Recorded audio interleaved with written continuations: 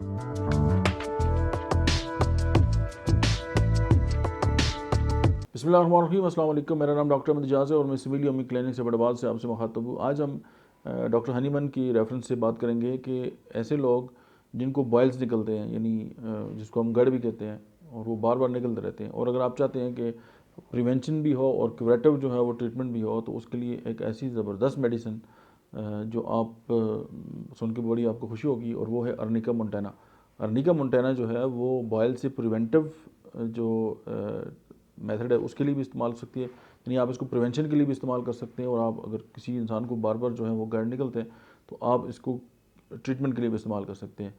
और साथ आप ये देख लें कि जिन लोगों को बाइल्स या गड़ निकलते हैं, आप उनका शुगर चेक करा लें, मे भी कि वो डायबिटीज़ की वजह से ऐसा हो। अर्निका फिर भी इंडिकेटेड है वहाँ पे। Thank you.